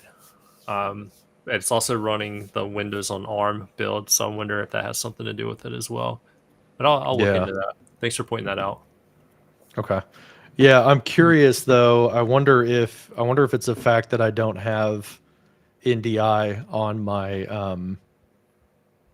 environment that I'm not seeing it. Does anybody know in the chat if NDI works in new teams? Has anybody tried that? Because I think I might be ill prepared with my tenant. So we're gonna go in here to teams and see if NDI is turned on. Yeah, I'm just double checking the settings on my end, and I'm not. Okay. Yeah, I think it's under meeting settings, maybe, or meeting policies. That's where it's at. So the global org-wide default, NDI, content sharing, live captions, audio, video, live streaming is turned on. RTMP is turned on. Yeah, they renamed that, didn't it? To live streaming or something. Oh, there we go. Broadcast production on NDI and SDI. So yes, it looks like I have it turned on in my environment, but it's not available in the new Teams client. So somebody correct me if I'm wrong. Dwayne says he's not seeing it. So yeah. Daryl's saying he hasn't used NDI since 2019. Yeah, I'm not in a role anymore where I'm using this in my daily work using NDI. So I'm gonna say no right now until we're corrected because I don't see it. Dwayne doesn't see it. So yeah, NDI. We'll go to feature testing. We'll mark that as a no. Looks like you got to go back to classic teams for that. Oh wait, no and no. There we go. Okay. The other thing which is not in here is I'm going to mark it as a meeting feature, but that is Stream Deck support. And that one we're just going to have to mark as a no because we know that it's not available. If you go in to your settings, you would have the device API. I think it's under privacy. It's like down at the bottom in the classic teams, but that is not available yet. So that's my biggest sticking point with using the new teams. I've personally been using the new teams for I think about 2 or 3 weeks now, and I've just been doing without the the Stream Deck buttons, but it definitely has been painful because I really like it for like doing reactions and muting and unmuting my microphone. So I don't know. What's your take on that, Andy? Has that been preventing you from using the new teams, or No. have you just been doing without? Yeah. I love the Stream Deck, but that's not the game changer for me. For a meeting, I've got some other things that are higher on my Hmm. priority list, and that's not a deal breaker for me. Yeah. Yeah, that's kind of how I am. I really, really like it. I think if I didn't have a bunch of team certified devices on my desk, to like other ways to mute and unmute myself, I'd be more upset about it. But yeah, I did see in the chat Dwayne said, or no, Michelle, he was saying that from what he's heard, let me see if I can find it here. Yeah, he was telling Spencer from what he's heard, the Stream Deck plugin for Teams 2.1 is almost ready. So I haven't seen on our roadmap when we might anticipate that coming, but I know that will be a big game changer.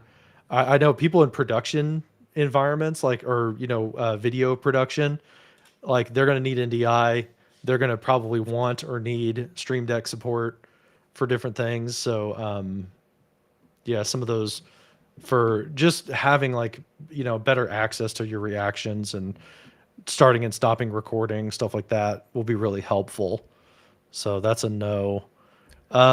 Speaking of reactions, I just want to give a shout out to everybody in the chat, keeping the conversation lively and the questions coming in. Yeah, thanks for That's really throwing things at cool. us. See my buddy Daniel Christian has joined the chat. Check out Daniel's YouTube, new videos every Monday. Yeah. He does some really cool stuff out there. Daryl's got a question out there. I want to bring up consistent support for Rode USB USB-C mics or just USB mics. We'll get some clarification there. That being said, Daryl, I'm using the Interesting. Rode NT USB Mini. That's for this Hmm. broadcast here, and for all of my meetings, this is my primary microphone because it's it's the most accessible. I've got it pulled in and out. I haven't had any issues with the new Teams client and the NT USB Mini. Yeah, he's saying he's got some trouble just with Teams, but not with other apps.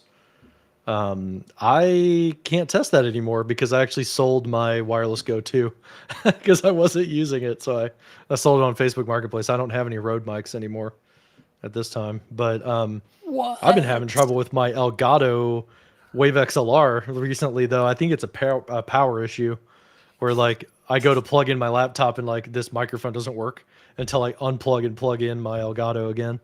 But I think maybe I'm pulling too much power for like all my different capture cards and stuff. So The what's one left thing we didn't on our show list? yet, the one thing that we're missing is switching tenants during a meeting. Are you still in the meeting, Andy?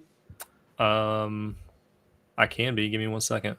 Okay, yeah, let's jump back in the meeting and then let's have you switch tenants while you're in the meeting because that's the last thing for meetings. All I'm right. gonna transfer this to my device. Yeah, I'm gonna go ahead and Okay. I'm gonna bring me up. All right. So I see you. You're in the Yeah. meeting, and I'm gonna go in the background and hold on 1 second. All right. So well, by default, I'm in two places. You're already doing. Yeah. Yeah, I'm in Contoso, but I'm also in my Andy. But Mm-hmm. I'll switch. Like I'll go back here and I'll switch over to my other tenant in Yeah. the background, and I'm still in the meeting. So yeah, that's Okay. Yeah. So you can be a foot in both places. You can continue chatting and doing channel messages, things like that from your home tenant while you're logged into a meeting in a guest tenant, is basically what we're talking about there. yeah.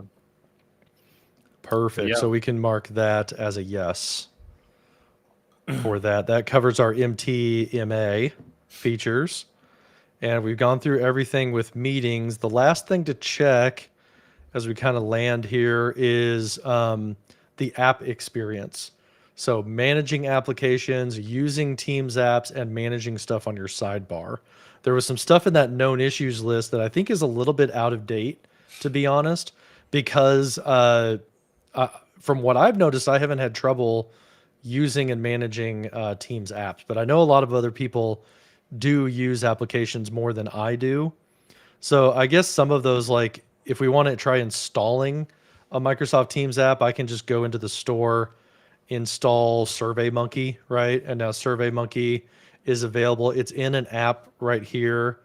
Let's pin it to the sidebar so we can rearrange our sidebar. I can move things around.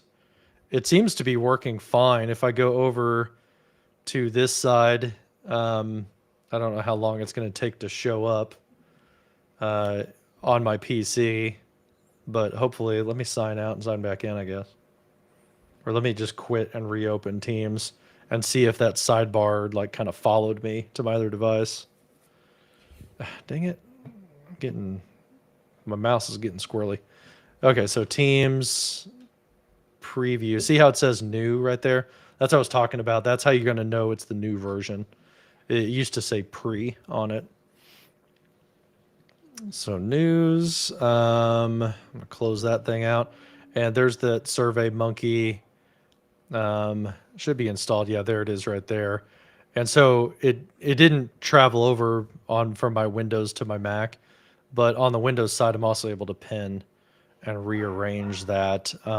Let's go ahead and uninstall it to make sure we can add apps, we can remove apps. So I've uninstalled that, it's disappeared.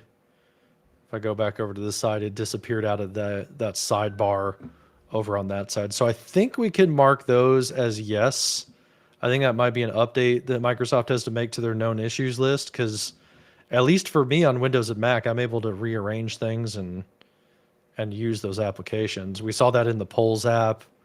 In SurveyMonkey was just a chat application, so it's not a super heavy lift. I guess another app that we used that was like a full application was the Avatar Builder. That's a Teams app. See, I'm going to mark all those as a yes. What do you think we're missing? Anything? Because it seems like there's a lot of yeses here, not a lot of no's.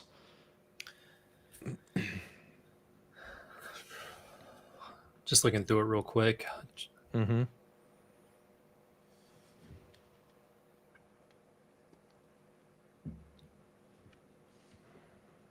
It feels, it might be premature to say, but it feels like most of the core functionality that a typical end user, and I'm speaking broadly when I say that, but it feels like most of the core functionality that a typical end user would need is present. There's only a couple of things that a power user might look for that are not there. The one exception that jumps out at me immediately is the polls app. Yeah. Not having the polling app there immediately. That one kind of jumps out, but I'm going to say no on another thing. The chat activity tab. yeah. We did see that got deprecated. So that is a no. If everything in your life hinges on that activity tab, that's a no. But yeah, even if you relied heavily on the org chart tab, it's available in a different place in the people card. Yeah. I know a lot of people like they might their job might really rely on NDI streaming. They might just be totally critical using polls in meetings. I think if you use those couple things, that's probably a you're not ready to switch type of situation. Stream Deck, I think that could be it's a big time convenience thing. I don't want to discount how important it is, but it sounds like hopefully it's coming soon. So that might be you're not waiting terribly long if you absolutely require that. But other than that, for me, I think I get more benefit out of all of this MTMA stuff than what I lose out by not having Stream Deck support. That's just my own personal measurement that I'm looking at. Oh, So, here's a good question from the oh, chat. sorry. Yeah. Um, Yeah. any repercussions with the meeting recordings if you're flipping back and forth? So that I'm curious what you mean. Do you mean flipping back and forth between tenants or flipping back and forth between classic teams and new teams? Can you put that in the chat? I'm gonna guess tenants. Okay. Yeah. So like if we're recording a meeting and you switch tenant during the meeting, does that do Yeah. anything So to I the just started recording? the meeting recording from the meeting that Okay. we're in, the Contoso meeting. So it's Okay. going, Yeah, I and see the I red button. yeah, and I've even switched up here. Like, I'm bouncing Mhm. back and forth between two other tenants with my primary. Yeah. And I You're still the have you're the it. meeting organizer, so the recording should live in your Oh OneDrive. So crap. we've seen what it looks like for me. Yeah. What happens if you switch? I saw that well, I can't switch cuz this account I'm logged into doesn't have other tenants. Um so yeah, I can't switch back and forth cuz I'm only logged into one thing. Mm, Uh I was curious though, can you activate your microphone and start transcribing again? I think that would be a good way to prove this. Like I'm going to start transcribing and then see if you can activate your microphone and be talking and then switch back and forth and see if you miss any transcript because I think that will tell you that like it's been recording fully and the only thing I could think is maybe losing a chunk of the transcript when you flip back and forth. well, it thinks you are But me, and so it's been yeah, picking up probably because of everything that you've system been. audio coming in. Yeah, it thinks that Yeah, you are me, and so I'm gonna switch over, and I'm gonna head over we've to mind the other melded, one. Andy. What's that? We've mind melded. Mind It's melted. just the same stream of consciousness. This isn't Pacific So Rim. yeah, I mean Where's my that's Gundam? good to know. Okay, yeah, she meant between tenants. So that's good to know. Is that yeah, it seems to be working just fine, which is going to be really important as we move into Copilot and Copilot relying on that transcript to do in meeting Copilot features. It looks like yeah, you could have a foot in both camps. You can record the meeting. It's still going to be recorded in the environment that it was started to be recorded in, right? So like it was organized in Contoso. It's going to be in Andy's OneDrive because he selected to start recording. And the transcript doesn't even skip a beat. So you can still use those Copilot features and stuff like that. And Um, I'm sharing my activity monitor on the stream here, just so you can see mhm. like the amount of resources that it's taking up. Keep in Yeah. mind, I am running Parallels VM with Windows 11, and it's the Hmm. most recent update for Windows 11. I am running Teams inside of that, the new Teams client, and I'm running Teams over here on my Mac as well. And this is with the Hmm. setup that I have. This is the resources that it's eating up. I just wanted to point that out because Yeah. like I'm in a meeting, but I'm also in another tenant in the Teams client, so you can see the resources that it's allocating here. Yeah. Okay. Energy through Yeah. the I roof. mean, I've been using it for a couple weeks. I've noticed, no slowdowns. It doesn't feel bogged down at all. For me, yeah, you with your M1 Max. For me, I live all day on my EY laptop. That is a M2 standard. It's a MacBook Air M2. So it is an M2, which is awesome, but it's like the lowest level you can go. And it's been great. It used to be my personal kind of tactic was that I would basically stop like I would quit out of teams every day at the end of the day. Now I haven't needed to do that and feel my system bogged down. So even without quitting teams at the end of the day, it's been fine for me. So, but yeah, um, I think that about does it. I think it kind of to sum up what we've talked about. I think it really hinges on if you've got some of those feeding meeting features. If you're in video production, if you're a person who like organizes meetings, you're in like a service adoption type of role, so you're launching a lot of polls, things like that.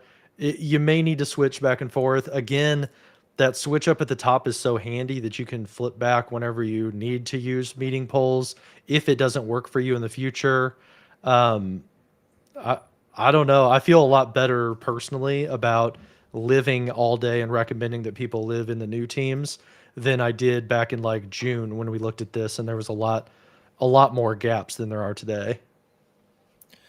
Yeah, the only feedback that I would have is that I have the new Teams client for the Mac, and in one environment it doesn't want to run. It's telling me that there's an administrative policy that's preventing it, but we can't figure out what the policy is. So Yeah. that's the only thing that I've run into. I've used it on my outside of work life for things like my MVP contributions and some of the community things that I do, and it's been absolutely amazing. And the Hmm. two things that I want to bring up from the chat window that kind of reiterate the way that I feel and the experience that I've had with it. And I've used the Windows one since it went in preview, and the Mac one for about a Hmm. month now. To what Dwayne's saying here, the multi-tenant experience is worth it. I can give up polls to work with the multi-tenant experience. That's Hmm. the for me that's huge. Yeah. And then Yeah, what to Daryl echo said what Daryl there. said, yeah, that is the biggest thing for me as a Mac user. I would never switch different tenants whenever I was in classic teams because it would screw up my keychain access. And Yeah. I'd have to go and like delete a bunch of cache, credentials and stuff out of there. I definitely have not had to do that in the new teams environment. So for me, it's the difference between being able to run everything in like a single app every day versus having like two or three edge profiles open and all of the resources that that takes up on top of the kind of heavier classic teams that we had. So for me, I'm going to be sticking to new teams. I'm going to be very anxious for the Stream Deck plugin. That's the thing I want the most. But I don't have to juggle as much, so I think I'm a new teams diehard guy. So So cool. this one's been a fun one. We learned a couple of things. We've got resources. We'll put those in the recording on YouTube. Go back in and check that out. As Hmm. far as the let's bring up our socials and bring those on the screen. So Yeah. reach out to us, engage with us, let us know what you want to see next. You'll find us on LinkedIn. I think is primarily where we're playing around these days, as all the social media platforms are Yep. changing. LinkedIn seems to be a pretty solid spot for Microsoft community driven things. Yeah. But yeah, reach There out, let us there's know. been there's been a lot of news, so just to throw a couple ideas out there in the chat if you want to vote or let us know, like obviously Copilot is coming November 1st. That's going to be kind of hard to demo. Clipchamp just released to public preview. So let us know if you want to Just talk saw it about yesterday. Clipchamp. There's Town Hall got announced yesterday. I think that's releasing very, very soon. Microsoft Teams Town Um, Hall, the replacement for live yeah, events. Teams Town Hall for live events.